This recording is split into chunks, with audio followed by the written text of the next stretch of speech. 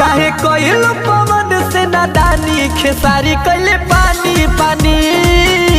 खेसारी कैले पानी पानी काहे छोड़ देलू हाथ खाने दानी खेसारी कैले पानी पानी खेसारी कैले पानी पानी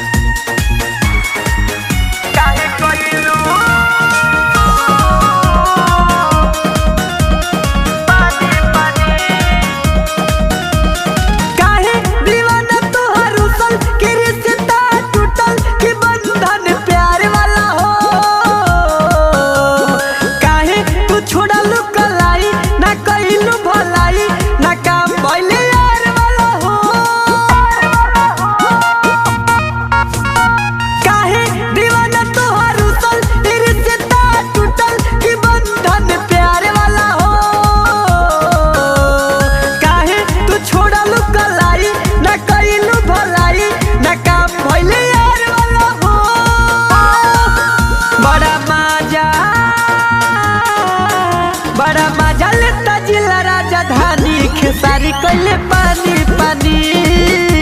खेसारी कैले पानी पानी।